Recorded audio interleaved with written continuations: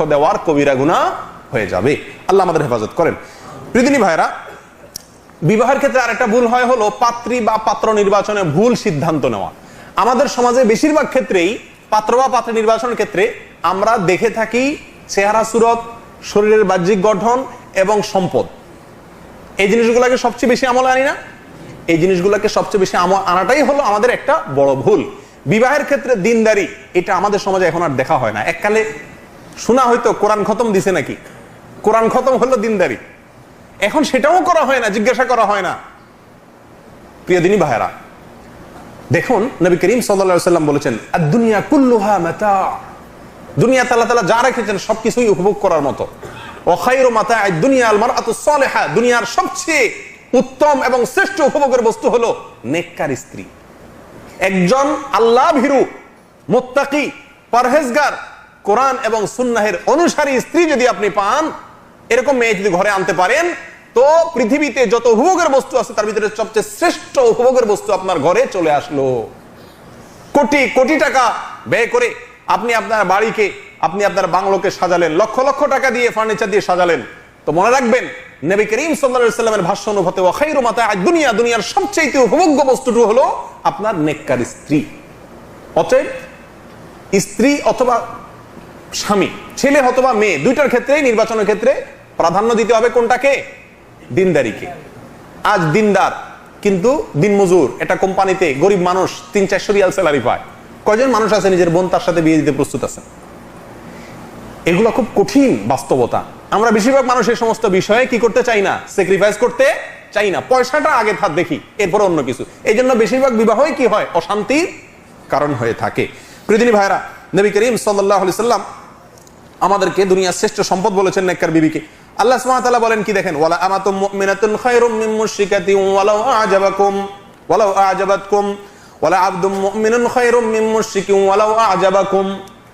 মেয়ে হোক আর ছেলে হোক, ইমানদার যদি হয় তো মুশরিকের চাইতে বেস্ট।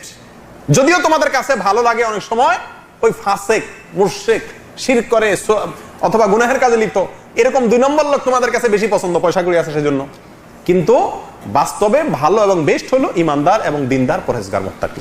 অতএব সেই দিকটাকে লক্ষ্য রেখে তারপরে কি করতে হবে, আপনার বিবাহ করার চেষ্টা করতে হবে। প্রিয়দিনী ভাইয়েরা, বিবাহের ক্ষেত্রে আরেকটা বড় কুকর্ম হলো মহারানা বাড়িয়ে রাখা, মহারানা বেশি করে মহারানা ধার্য করে বিবাহ করা। আজকালকে তো 2 লাখ 4 লাখের মহারানা খুব একটা আর হয় না, এই সুন্নাত উঠেই গেছে। মহারানা যত কম থাকে ওই বিবাহ তত বরকতপূর্ণ থাকে। ইন আদামান নিকাহি বারাকা আইসারুহা মাউনা, যে বিবাহে যত মোহর কম থাকে ওই বিবাহকে তত বেশি বরকতপূর্ণ বলা হয়েছে। ওমর রাদিয়াল্লাহু তাআলা আনহু কি বলেছেন শুনেন, উনি বলেন আলা লা তুগালু ফি সাদাকাতিন নিসা, তোমরা মেয়েদের মহারানার ক্ষেত্রে বাড়াবাড়ি করিও না, অর্থাৎ অনেক বেশি মোহর ধার্য করিও না। ফা ইন্নাহা লাউ কানাত মুকাররামাতুন ফিদ দুনিয়া আও তাকওয়ান ফিল আখিরা লাকানা আউলা বিকুম বিহান নবী সাল্লাল্লাহু আলাইহি ওয়াসাল্লাম। ছেলে বা মেয়ের মহারানা বেশি ধরাটা যদি একটা গর্বের বিষয় হতো, দুনিয়াতে সম্মানের কারণ হতো, আখিরাতে তাকওয়ার বিষয় হতো, তাহলে মনে রাখবে নবী করিম সাল্লাল্লাহু আলাইহি ওয়াসাল্লাম সবচেয়ে বেশি সম্মানিত, সবচেয়ে বড় মুত্তাকি ছিলেন। অথচ ওমা আসদাকান নবী আলাইহিস সালাতু ওয়াস সালাম ইমরাআতাম মিন নিসাইহি ওয়ালা আসদাকাত ইমরাআতাম মিন বানাতিহি আকসারা মিন 12 আওকিয়া। অথচ নবী করিম সাল্লাল্লাহু আলাইহি ওয়াসাল্লাম নিজের কোন স্ত্রীর অথবা নিজের কোন মেয়ের বিয়েতে 12 আওকিয়ার বেশি মহারানা ঠিক করেন নাই। 12 আওকিয়া মানে 1 আওকিয়া হলো 40 দিরহাম। সেক্ষেত্রে 12কে যদি আপনি কি দেন, 40 দিয়ে গুণ দেন, তো যত দিরহাম হবে তত কত হবে, 480। 480 দিরহাম সর্বোচ্চ তার মহারানা। 480 দিরহাম মানে 1 দিরহাম মানে কত, 3 গ্রাম রূপা। তাহলে 480কে যদি আপনি আবার 3 গ্রাম রূপা দিয়ে গুণ দেন তাহলে কত হবে, 1000-এর উপরে হবে রূপা, গ্রাম। এবং এই রূপা কিনতে যে পয়সা লাগে ওই পয়সা। তাহলে এত অল্প ছিল তার মহারানা, আর আমরা 10 লাখ 20 লাখ দেই। তাহলে মহারানা কম করে ধরতে হবে ভাই, ছেলে হোক অথবা মেয়ে হোক। মনে থাকবে তো ইনশাআল্লাহ। আজকালকে মহারানা বেশি ধরার একটা প্রবণতা হয়ে যায়, কত ধরবে এটা নিয়ে বার্গেনিং করা হয়। তবে মহারানা কম দেওয়ার চেষ্টা করা উচিত ছেলে পক্ষের না, দুঃখিত, মেয়ে পক্ষের উচিত কি করা, মহারানার ব্যাপারে খুব বেশি বার্গেনিং না করা, অল্প মহরে কি হওয়া, সন্তুষ্ট হয়ে যাওয়া। এবং ছেলে মেয়ে উভয় পক্ষের উচিত এই বিষয়ে লক্ষ্য করা। আরেকটি বড় ভুল হলো মহারানা আদায় না করা। ভাই, আপনারা স্ত্রীর মহারানা আদায় করছেন, এরকম লোক এখানে কারা কারা আছেন হাত তোলেন। পুরা মহারানা আদায় করে দিয়েছেন, পুরা 500, 1000, 10,000, 5,000 ধরা দিচ্ছেন, এটা না, পুরা মহারানাটা একদম ক্যাশ দিয়ে দিচ্ছেন মহিলাদের, তাও অনেক অল্প। জাযাকুমুল্লাহ, হাত তোলেন। আলহামদুলিল্লাহ, আমি দিয়ে দিছি পুরাটা, একেবারে প্রথম দিকে দিয়ে দিছি। ভাই, মহারানা যারা স্ত্রীর মহর এখনো আদায় করেন নাই, তারা মহরগুলো আদায় করে দিবেন, এটা তার পাওনা। আমাদের সমাজে স্ত্রীর মহারানা ধরা হয় অনেক, কিন্তু আদায়ের বেলায় 0, 1 পয়সাও দেওয়া হয় না, ঠিক কিনা বে ঠিক? অথচ মহারানা স্ত্রীর হক। আল্লাহ তাআলা বলেন, ওয়া আতুন নিসা সাদাকাতিহিন্না নিহলা, তোমরা মেয়েদেরকে তাদের মহারানাগুলো দিয়ে দাও। এটা ফরজ, এটা নির্ধারিত, এটা অবধারিত কর্তব্য যে তাদের মহারানা, তাদের পাওনা নিহলা, এটা তাদেরকে দিয়ে দাও। আল্লাহ বলছেন স্ত্রীদের মহারানাগুলো তাদেরকে পরিশোধ করে দাও। আমরা বলি বিয়ের রাতে বেশিরভাগ পুরুষ এখানে হয়তো আছেন, বাসর রাত্রে বউরে বলে যে এখন মহারানা তো ধরা হয়েছে, এখন কি করা। তো বউ বলে কি, বউ কি বলে, না না না না, আমার মহারানা দিয়ে কি করবো, আমি বাদদানের সমস্ত লাগবে না আমার। অনেক বেহায়া তো মাপই চায়, মাপ চায় না, যে এখন তুমি তো মাপ না করলে এখন আমি তো আর সামনে আগাইতে পারি না। হ্যাঁ, তো স্ত্রী তখন বলে কি, না খালাস, আমি মহারানা দিয়ে কি করবো, আমি মহারানা কিছু লাগবে না, আর আমি আপনারা পাইলে খুশি। হায় হায় হায় হায়, দুনিয়াতে পয়সা আবার কেউ না চায়, কিন্তু ওই মহিলার বাপের ক্ষমতা আছে বছর রাত্রে এই কথা বলবে যে না, সুদূর বুদূর চলবে না, মহারানা যা ধরছেন নিয়ে আসেন, হাজির করেন। এই কথা বলার মতো মেয়ে কয়টা আছে? কারণ আপনার ভয়, আপনার যে জুলুম, আপনার প্রতি যে আমাদের সমাজে মেয়েরা ছেলেদের প্রতি যেটা আতঙ্ক বোধ করে, হায় রে হায়, এমনি তার ঘরে যেমন কলিজা দুরু কত দোষ ধরবে, তার মায়ে, বোনে, ভাবিয়ে, ফুফুয়ে, এর ভিতরে আমি মহারানা নিয়ে শুরু থেকে বার্গেনিং করি, স্বামী তো কবু খাইছে রে, সামনে জানে কি আছে। নিজের হক সে চাওয়ার মতো মানসিক শক্তি তার ভিতরে নাই, আপনার জুলুমের ভয়। এই জন্য বাধ্য হয়ে সামাজিকতার কারণে আপনার স্ত্রী মাফ করে দেয়, সেটা মাফ হবে না। তবে হ্যাঁ, অন্তর থেকে যদি স্ত্রী কিছু আপনাকে ছাড় দেয়, আল্লাহর জন্য বলেছেন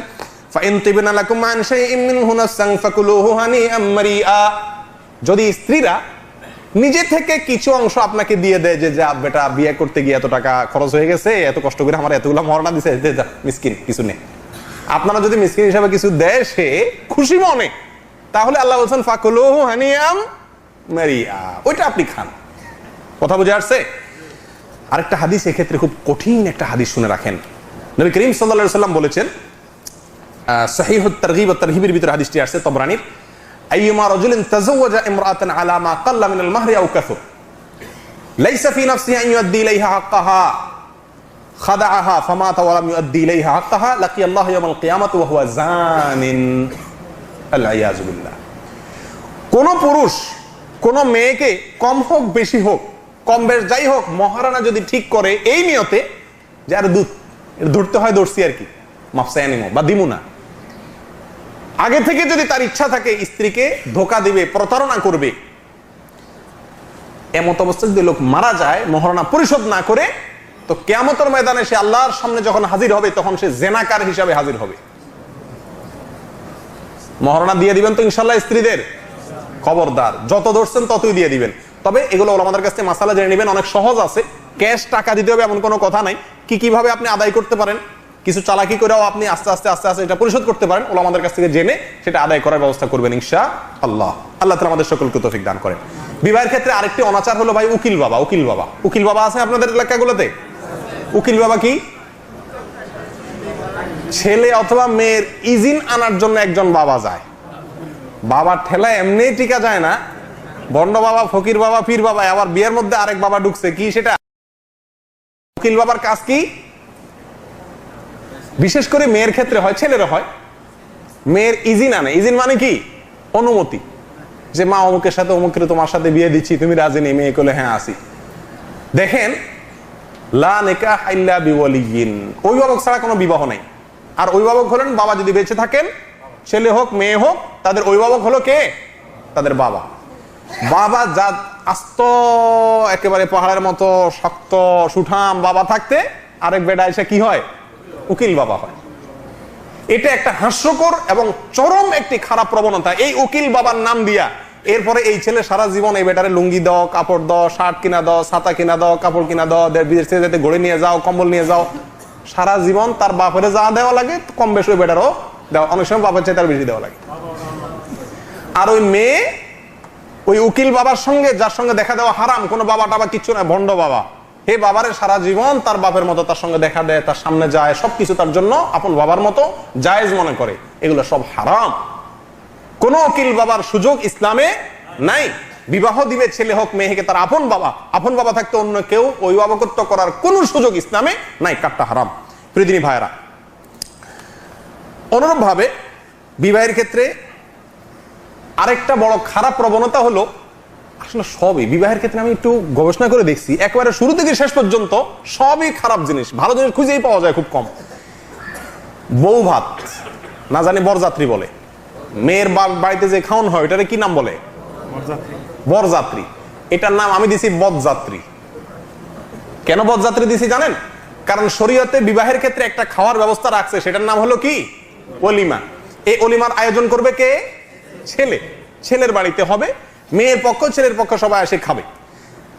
ছেলের পক্ষের লোকেরা মেয়ের পক্ষের লোকদের ঘাড়ে চেপে যে দাওয়াত খায়, যেটাকে আমাদের সমাজে বরযাত্রী ওরফে বদযাত্রী, এটা শরীয়তে হারাম, জায়েজ নাই। কেন হারাম বললাম? এজন্য বললাম যে আমাদের সামাজিক প্রেক্ষাপটে এখন এটা রীতিমতো চুক্তি করে, দাবি করে, জোর করে মেয়ের পক্ষকে রাজি করানো হয়, আমাদের 200 লোক আসবে, আমাদের 300 লোক আসবে, বার্গেনিং করা হয়, অথচ একটি লোকেরও ওই বাড়িতে যায় খাওয়ার কোনো অধিকার ইসলাম দেয় নাই। আলহামদুলিল্লাহ, আমি বিবাহ করেছি আমার শ্বশুর বাড়িতে, বিবাহের সময় 5-7 জন লোক আমার সাথে গেছে, এরপর থেকে এ পর্যন্ত আর এই 5-7 জন লোক এই 12 বছরে আমার বিবাহ শ্বশুর বাড়িতে আমি নেই নি, আলহামদুলিল্লাহ। আর আমাদের যত সাদিক দোস্ত আত্মীয় স্বজন যা আছে 14 গোষ্ঠীর নিয়ে শাশুড়ির মাথার উপরে চাপাইয়া হেবিডির কাছ থেকে খাই আনি, চুলের তো নুন বাসকে বললে বইয়ের 14 গোষ্ঠী ধরে তুলনা দিতে থাকি। প্রিয়দিনী ভাইরা, ভালো করে জেনে রাখবেন, বরযাত্রী ছাড়া বিবাহ আমাদের সমাজে কয়টা হয়? আপনারা দেখি বুকে হাত দিয়ে বলেন তো, কে কে বরযাত্রী না যায় বিয়ে করছেন? নিজের বিয়েতে বরযাত্রী অ্যারেঞ্জ করেন নাই, এরকম কয়জন আছেন? 2টা হাত উঠছে মাশাআল্লাহ, 4টা হাত উঠছে মাশাআল্লাহ। হ্যাঁ, সুন্দর কথা বলছে। আপনারা প্রেম করে বিয়ে করছেন নি কোনো? যে বরযাত্রী দূরের কথা, আপনি নিজেই যাত্রী হয়ে যাওয়ার সুযোগ নেই, এরকম করেন নাই তো? খবরদার। ও ভাই, আমার কথাটা কি বুঝতে পারছেন? বরযাত্রী হয়ে যাওয়া, বরযাত্রী হয়ে খাওয়া, বরযাত্রী হওয়ার জন্য চুক্তি করা, মেয়ের বাবার সাথে তাদের পরিবারের সাথে বার্গেনিং করা, এগুলো শরীয়তে জায়েজ নাই। ভাই, যদি মেয়ের বাবা খুশি হয়ে যদি আমার মেয়ের বিয়ে উপলক্ষে আমি একটা অ্যারেঞ্জ করবো, আপনারা আসেন, ভিন্ন কথা, কিন্তু বলা বাহুল্য আমাদের সমাজে এটা একটা বোঝা, এটা একটা চাঁদা, অঘোষিত ভাবে একটা চাপ, এটা করবেন না, ঠিক আছে ভাই? একইভাবে ছেলে অলিমা করলে সে অলিমা অনুষ্ঠানে উপহার নেওয়ার একটা ব্যবস্থা থাকে কি থাকে না? এই উপহার নেওয়া একটা চাঁদাবাজি। এই উপহার নেওয়া কি আমি বলছি না, সবই সর্বাঙ্গে ব্যথা, ঔষধ দেব কোথা, বিবাহ সংক্রান্ত সব কাজগুলো, বেশিরভাগ কাজগুলো উল্টাপাল্টা। আপনারা যারা বিবাহ করছেন উপহার নেন নাই, এরকম কে কে আছেন? হাত তোলেন। আপনার বিয়ের অনুষ্ঠানে, দাওয়াতের অনুষ্ঠানে উপহার নেন নাই কারোর কাছ থেকে? এত কম হাত? কি সব ফকির মিসকিন নাকি আপনাদের এলাকায়? কিরে ভাই, নাকি সবাই মাসআলা বুঝে উপহার নেন নাই? ভাই, বিয়ের অনুষ্ঠানে উপহার নেওয়া এটা অঘোষিত চাঁদাবাজি। নবী করিম সাল্লাল্লাহু আলাইহি ওয়াসাল্লাম বলেছেন, লা ইয়াহিল্লু মাল ইমরিইন মুসলিমিন ইল্লা বিতিবি নাফসি, সহিহ মুসলিম হাদিস। কোন মুসলিমের মাল আপনার জন্য জায়েজ হবে না তার মনের সন্তুষ্টি ছাড়া। ভাই, বিয়ের অনুষ্ঠানে দাওয়াত পাওয়া আমাদের দেশে একটা জুলুম, ঠিক না ভাই? ঠিক। বিয়ের দাওয়াত পাইলে মানুষ অনেক মনে কষ্ট পায়। কারণ কি? খাবো 50 টাকা, 100 টাকা দিতে হবে, 500-1000 টাকা। আজকাল আবার লেখে, মানে চালাকি করার সুযোগ নেই যে দিয়ে চলে গেলাম, লেখে আজকাল। এটা নিকৃষ্ট চাঁদাবাজি, লজ্জা থাকা উচিত। বিবাহ একটি সুন্নত, এখানে কোনো উপঢৌকনের নামে চাঁদাবাজি করার কোনো সুযোগ শরীয়তে নাই।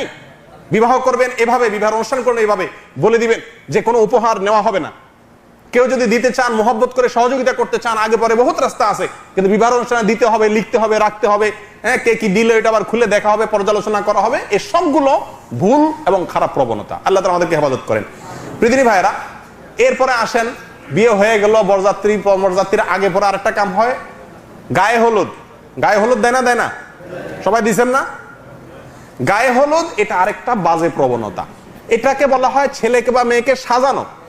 এই সাজানোর যে পদ্ধতিটা থাকে, কুলার মধ্যে চন্দন, মেহেদি, হলুদ, ধান, দুর্বাঘা, সিঁদুর, মাটি, চটি, অনেক কিছু নিয়ে তারপরে ছেলেকে বা মেয়েকে সাজা। এগুলো সবগুলো হিন্দুদের কাছ থেকে আসছে, হিন্দুদের প্রথা। মুসলমানদের এগুলো বর্জন করা উচিত। আর এগুলোর সবচেয়ে খারাপ দিক হলো, ছেলেকে তার ভাবিরা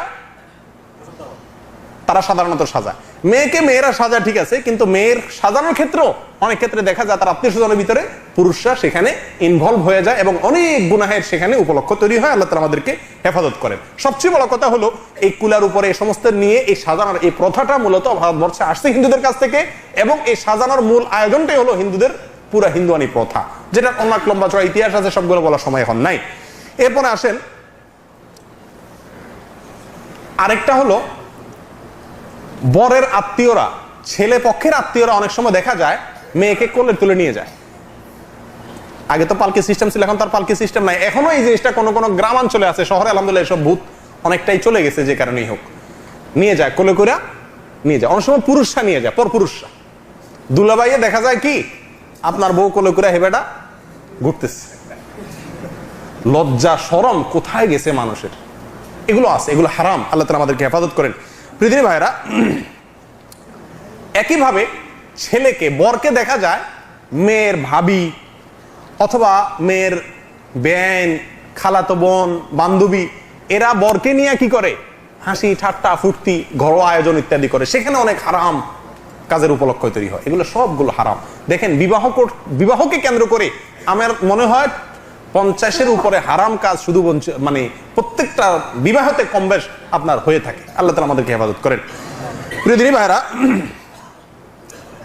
আরেকটা প্রবণতা হলো বিয়ের পরে 5 সালাম দেওয়া। 5 সালাম দেওয়া, ছেলে হইলেও মেয়ে হইলেও, মেয়ে হইলে তার শ্বশুর পক্ষের শ্বশুর, শাশুড়ি, চাচি, শাশুড়ি, মামা, শ্বশুর, দু গোষ্ঠীর সবাই কি দিয়ে দাও, 5 সালাম দাও। আর ছেলে হইলেও তাই। ছেলে হয়ে যদি আপনি আপনার শ্বশুর শাশুড়ি 5 সালাম না দেন, কি বলেন, টিকতে পারবেন? অবস্থা খারাপ হয়ে যাবে না? আল্লাহ তাআলা আমাদেরকে হেদায়েত দান করেন। এই 5 সালাম দেওয়ার কোনো প্রথা ইসলামে নাই। এটা হিন্দুদের চরণ ধুলি নেওয়া থেকে কদম বসিয়ে আসছে, সেখান থেকে 5 সালাম আসছে। এটা শরীয়তে কোনো এর সুযোগ নাই। নিজের শ্বশুরবাড়ির লোকেরা যদি ভুল বুঝে, আলেমদেরকে দিয়ে তাদেরকে ভুল সঠিকটা বোঝানোর চেষ্টা করতে হবে। আরেকটা হলো, ওই শাশুড়ি জামাইকে অথবা মেয়েকে, বউকে অথবা স্বামীকে, ছেলেকে, পাত্রপাত্রীকে আপনার দুধ ভাত খাওয়াই দেয়। আপনারা অনেকে খাইছেন না? এ আরেক কুপ্রথা।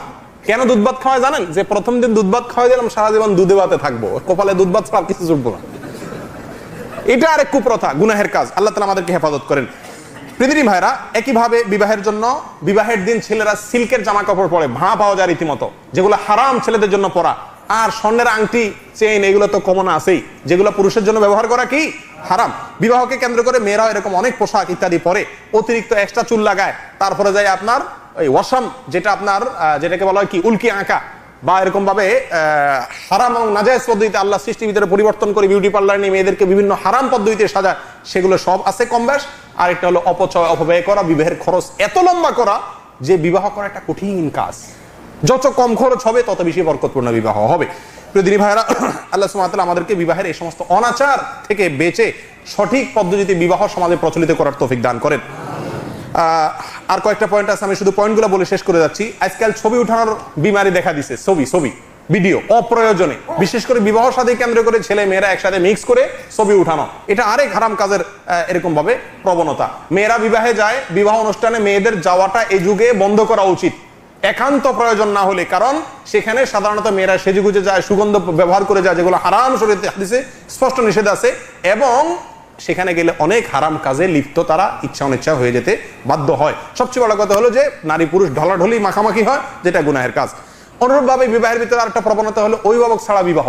আজকাল প্রেম প্রীতির বিবাহ ফেসবুক ইত্যাদির কারণে অনেক পরিমাণে বেড়ে গেছে, অথচ অভিভাবক ছাড়া বিবাহ কঠিন একটি বিষয় শরীয়তের দৃষ্টিতে। বিবাহই হবে না। অতএব কোনো অবস্থাতেই এই সমস্ত বিষয়গুলো যাতে না হয় সেদিকে লক্ষ্য করা দরকার। একইভাবে বিবাহের অনুষ্ঠানে শুধুমাত্র বড় লোককে দাওয়াত দেওয়া, গরিবকে দাওয়াত না দেওয়া। হ্যাঁ, সবচেয়ে বড় কমন গুনাহের কাজের ভিতরে একটা হলো বিবাহ মানে হলো ঢোল তবলা বাজানো আর গান বাজানো, ডেক সেট বাজানো, ঠিক না ঠিক? ফকির হোক আর বড় লোক হোক, মাশাআল্লাহ 20-50 হাজার টাকা খরচ করে গান বাজান না, পার্টি আনে, সারা রাত দোল তবলা বাজে না। হারাম দিয়ে যে বিবাহ শুরু হয়, এই দাম্পত্য জীবন পরবর্তীতে সেখান থেকে সুখ আসবে, নেক সন্তান আসবে, এটা আশা করা যায়? যাদের বিবাহে এগুলো হয়েছে তারা তওবা করেন আর সামনে প্রতিজ্ঞা করেন আপনি নিজের হাতে এই সমস্ত অন্যায়কে প্রতিরোধ করবেন। সারা জীবনে যার বাসায় গান বাজে না, সেও বিবাহ উপলক্ষে তার বাসায়ও ডেকসেটের আয়োজন করা হয় বিবাহকে কেন্দ্র করে। হাজী সাহেবের বাসায়, গাজী সাহেবের বাসায়, সবার বাসায় শুরু হয়। আল্লাহ তাআলা আমাদেরকে এই সমস্ত অপকর্ম থেকে, হারাম কাজ থেকে বেঁচে থাকার তৌফিক দান করেন। প্রিয়দিনী ভাইয়েরা, সর্বসাকুল্যে খোলাসা কথা যেটা বলবো শেষ, বিবাহকে কেন্দ্র করে হালাল হারাম, বৈধ অবৈধ, সুন্নত বিদআত, ভালো কাজ মন্দ কাজ এ সম্পর্কে আপনাকে জানতে হবে। আফজালুল ইলমি ইলমুল হাল ও আফজালুল আমালি হিফজুল হাল। আপনি বিবাহ করার ইচ্ছা করেছেন অথবা আপনি কোন একটা বিবাহে আপনি মাতবরি করবেন, যে কোনো আপনি ইনভলভ হবেন, আপনার কর্তব্য বিবাহ সংক্রান্ত হালাল হারাম, যা বৈধ অবৈধ সব কাজগুলো জানা, বিধানগুলো জানা। আল্লাহ তাআলা আমাদেরকে জানার তৌফিক দান করেন। এটা হলো সর্বশেষ সমস্যা। দিনের কোনো বিষয় সম্পর্কে আমরা কোনো কাজ ইনভলভ হতে গেলে ওই কাজের যে ইলম হাসিল করা দরকার সেই ইলমটা আমরা হাসিল করি না। মনে করি মৌলবী সাহেব আনলাম, মৌলবী সাহেব কি করে দিবে, সব বিয়ে আমার শেষ করে দিবে। আমি যে অনেক কিছু করার আছে, হালাল হারাম অনেক বিষয়ে জড়িত হওয়া না হওয়ার প্রশ্ন আছে, এটা আমরা একদম বেমালুম ভুলে যাই। আল্লাহ সুবহানাহু ওয়া তাআলা আমাদের সমাজে বিবাহের ভিতরে যে অনাচার, ডজন ডজন কবিরা গুনাহ, হারাম এবং বেদাত এবং কুসংস্কার আমাদের সমাজে প্রচলিত আছে, এগুলো থেকে আমাদের সমাজের বিবাহগুলোকে আল্লাহ তাআলা পরিচ্ছন্ন ও মুক্ত করে দেন। শুদ্ধ সুন্দর সুন্নতি বিবাহ আমাদের সমাজ যেন হয়, সেই তৌফিক আল্লাহ তাআলা আমাদেরকে দান করেন। ওয়া আখিরু দাওয়ানা আলহামদুলিল্লাহি রাব্বিল আলামিন।